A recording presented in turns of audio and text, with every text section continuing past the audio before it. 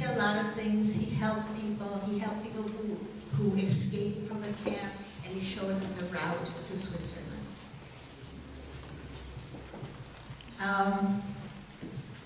I started to write a book in 2000, and I interviewed all our family, etc. But I had also interviewed our mother in 1977. And I didn't know, and I didn't remember about Donna Rondello. And I listened to the tape, and there, lo and behold, she's talking about the priest. And then you remembered the priest. But it wasn't until we had listened to the tape. And then it was something new. Then came, what's his name? A historian, Alberto Caballon, who is a real historian who studies people from inside out and the story of Algeri and so on.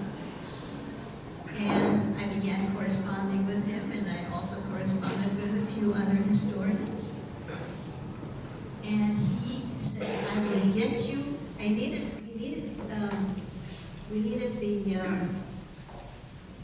the evidence that he actually saved Jews. We needed to have that, because Hashem does not nominate anyone when there is no historical evidence. And so he went to his old, he went to Don Rondello's church, and he found the daily diary of the priest who was the older priest. No, Don Viale is somebody else, but the other one, I don't remember his name. I'm sorry. It's in the book. And he said to me, I mean, this was a godsend. At this point, you know, when you get something from somebody, and he goes for you and does everything, and he sends you the evidence that you need, because otherwise you can't finish the task. And so he sent all this material, and we copied it, and we sent it to Mordechai Paldier, to Yad Vashem, and I said, you cannot tarry, you cannot wait. This man is too old to wait. You must do it now. And would you believe that it didn't take more than 9 months until Don Francesco Rondello was actually nominated. We had to wait a year until we did it all. Thank God he survived. And that is the end of this story. We did make it to Rome. We made it to a convent. We were very good students. We were in a convent of the Dorothean, Sisters Dorothean, for 3 months, and we were liberated in Rome, and our mother came to get us out of the convent, and we're here to tell the story. And in 1904, 30 of our family came back to Valdieri to honor Don Rondello. And it was a wonderful, wonderful moment. And all I can say is the Italian people were wonderful. They were helpful, and they'll always be in our hearts.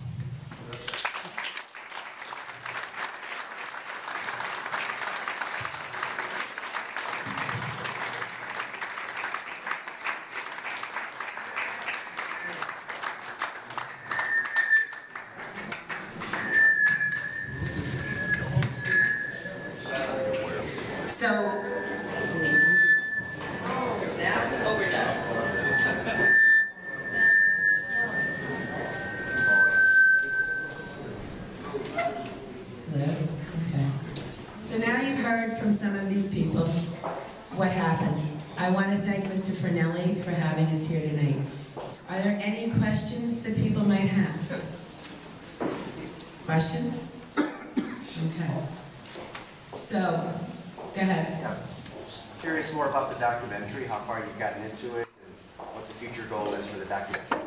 We're working on the documentary. We're still interviewing people, and as you know, Senza soldi non si cantano messe, so we've been raising money for the documentary, so if anyone wants to talk to me about that, that's fine. But I want you to know something that a man said, who is Jewish. He added this to his Passover Seder, the story of children being saved in the Holocaust. So if you can add it to the Passover Seder, you can add it to Thanksgiving, Christmas, Easter. So I thank you all for being here tonight. Thank you for hosting us, the Casa Italia, and everybody involved.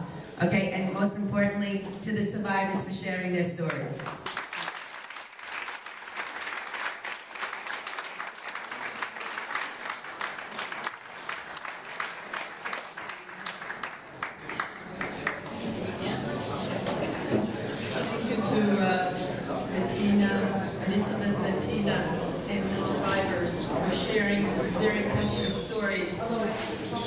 We appreciate the experience of World Casa Italia, and we want to thank the people responsible, especially Tony Fernelli. He did a lot to make sure that it was successful, and as you can see from the turnout, it was very successful.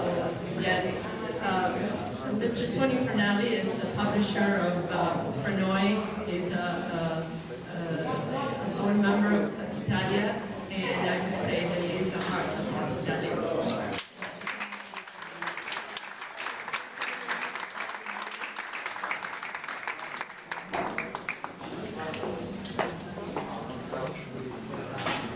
Is Anthony Toronto still in the house? Tony? Tony, why don't you come up here, please? Mr. Toronto and his family are very instrumental in the production that we have here at Casa Italia. I want to tell you, I invite all of you to go around the grounds. There's 17 acres of land here that is dedicated to continuing the story of the Italian American in the United States. Tony represents a portion of our family that is born in Italy. And he's important in bringing this kind of program to the fore to tell what the Italians in Italy did during World War II. My role more involved in the Italian-American story. And I think this is another function of the Casa Italia to bring this kind of a message to the American people. We've heard this story before, but it bears repeating and repeating and repeating. Some of our schools are now teaching that they don't even know what Pearl Harbor was all about. Imagine how long it would take for them to lose the sight of the Holocaust. The question was asked, how could that happen? Well, it can happen because the question is, how did it happen in a peninsula like Italy? They were so good in their history. They produced Michelangelo, they produced Leonardo da Vinci, but at the same time they had the Borgias killing everybody off. How does that happen in a country, in a people? You can have two very extreme attitudes. Well, if it can happen in Italy, it can happen in Germany, it can happen in the United States. We have to be very vigilant and always work with that. So, Ms. Bettina, I commend you for bringing this story alive again and again, and if it bears repeating, we're going to do it again some other time. Thank you very, very much.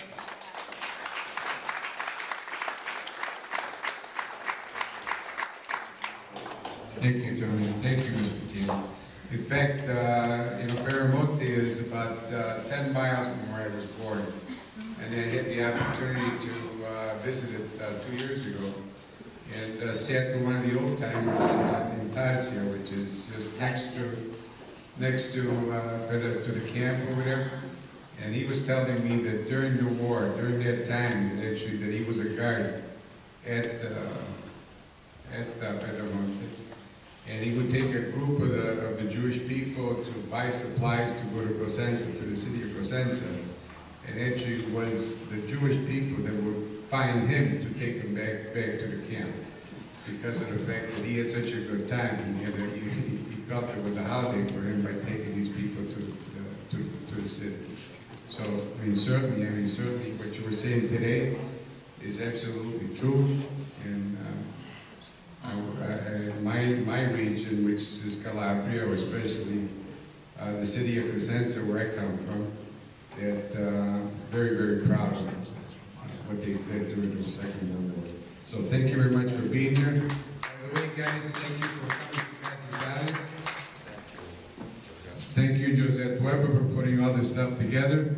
And we also have, if you look on our website, we have many programs such as this tonight, so we'd like you to return every occasion that you have. CasaItaliaChicago.org. Please look it up every Monday. It's actually updated. We'd love to have you back. Thank you.